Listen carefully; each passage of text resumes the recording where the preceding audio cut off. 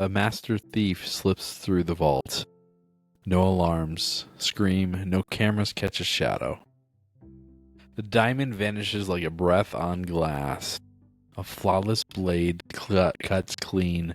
No resistance, no scars, just silent parting. The true sage moves the same, saving every soul, wasting nothing, teaching the broken, learning from the lost, all without a single trace of ego. The invisible brilliance, this hidden light, that's the raw, untouchable power of chapter 27. We are making some headway. We are in chapter 27 of the Tao Te Ching. I am reading from the John Minford version, and here we go. Lineage of Light. The best traveler leaves no tracks. The best words contain no flaws. The best counting uses no abacus. The best door has neither bolt nor key, but cannot be opened. The best knot is not tied, but can never be loosened. The true Taoist saves others, rejects no one, saves things, rejects nothing. In the lineage of light, the best teach the not so good. The not so good are material to be taught by the best. Despite any amount of acquired knowledge, not to esteem one's teacher, not to cherish one's material, is to be greatly lost. This is the lineage of light, a most marvelous mystery. And as with every episode, I will read the commentary from the River Master, again the John Minford version. The best traveler walks in the Tao, leaves no tracks, travels within self, enters no hall, passes through no gate. The best words contain no lingering trace of flawed judgment. The Taoist who embraces the One, the Tao, has no need of abacus in order to count. The door of the Tao is closed through cessation of desire, through retention of essence, without need of bolt or key. The knot tied within the heart and mind of the Tao can never be untied. The Taoist is free of judgment, does not hold the commonest stone in low regard, does not prize the most precious jade. The true lineage of light is a transmission from teacher to disciple. If the disciple does not esteem the teacher, if the teacher does not deign to teach, then the transmission is broken. Without this lineage of light, however hugely knowledgeable and clever and wise one may think oneself to be, one loses the way. To fathom this is to fathom a great mystery of the Tao. Just because I think this one's a little bit more nuanced and maybe a little bit more esoteric, if you will, I'm going to read a few more of the commentaries to give us a little more perspective on this one. So I'm also going to read Magister Liu, Remy, Matthew, and Whaley. So these are a few more of the John Minford versions, commentators that he's aggregated into his book here. So Magister Liu, to know that despite any amount of knowledge, one has lost one's way is a higher knowledge. Deep within this sense of being lost is a knowledge that is no knowledge. Its transmission is the true lineage of light, which is one with nature, with the soul of itself. This is a great mystery. Next up, Remy Matthew. The lineage is the illumination of the Tao transmitted by the Taoist perfecti to others. And finally, Master Whaley. The light has been defined as self-knowledge. This light is how the Taoist saves the world, through apparently shunning it. The most marvelous mystery, the lineage, transmits the power to influence mankind through the Tao. The commonest charge brought against Taoists was that of being merely interested in self-perfection, without regard for the welfare of community as a whole. The present chapter is devoted to rebutting that charge. Okay.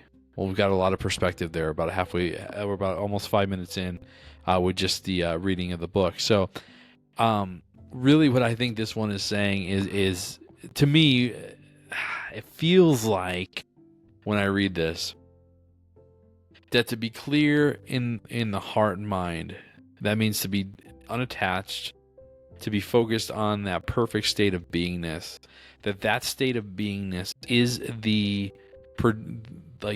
that is how you influence and help others to see the light.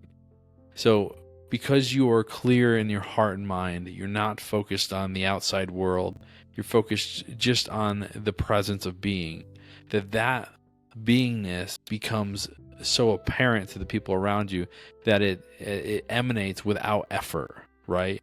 So you don't need to teach, you don't need to speak, you just need to be, and just through being, people can you're influencing others with the light of the Tao. That's my sense of it. I don't know if that makes sense.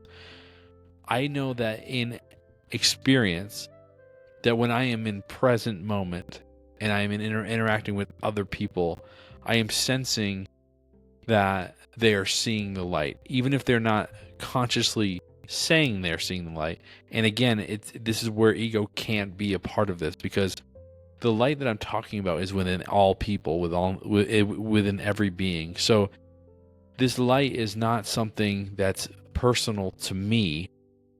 The only thing that I'm doing is I'm not attaching myself to outward phenomena, and that I've gotten to a point where I can hold presence for most of my time out in the world.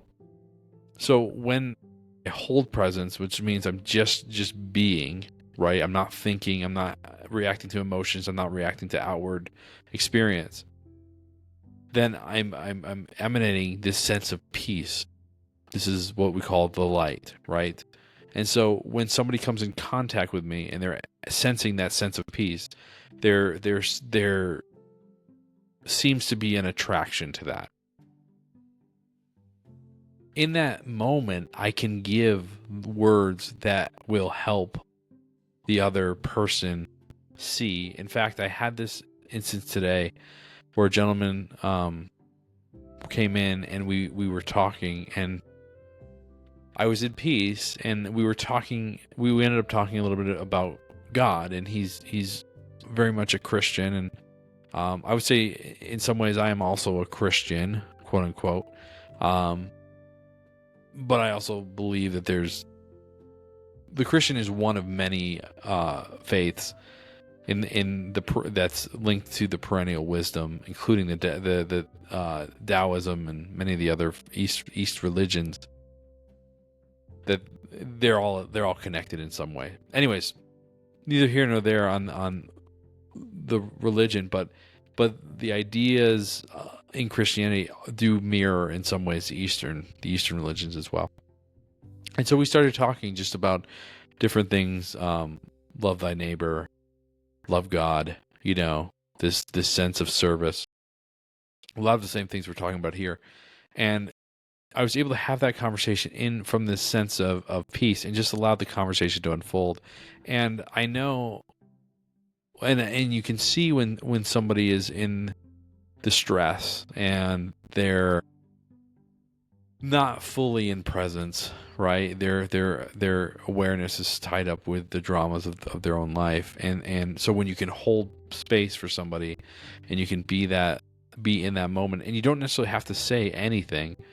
Again, just your presence is causing that person to experience the light and the peace, even if they're unaware of it. But I could sense that, he and I have had several interactions over the course of the last 4 or 5 months, 6 months, and I noticed that every time he comes, it's a little bit different. He's a little bit more at ease, a little more calm, a little less riled up.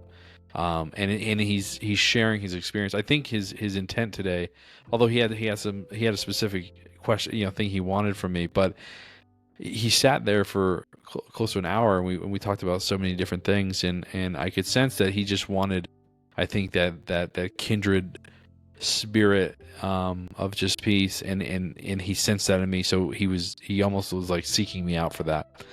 One other note I want to make here, and this is I thought this is really interesting. Let me see if I can find it. Okay, here we go.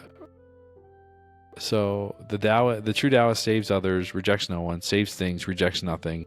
In the lineage of light, the best teach the not so good. The not so good are material to be taught by the best. Despite any amount of acquired knowledge, not to esteem one's teacher, not to cherish one's material, is to be greatly lost. I thought it was funny that the best teach the not so good, and the not so good are actually there as material for to be taught by the best. What makes that funny to me is that you think that teachers are there just to help people learn and grow, right? Well, but to think that actually the people needing to learn and grow are actually there for the teacher so they can teach is an interesting dynamic, and I just made me laugh when I hear that one. It's just it's interesting.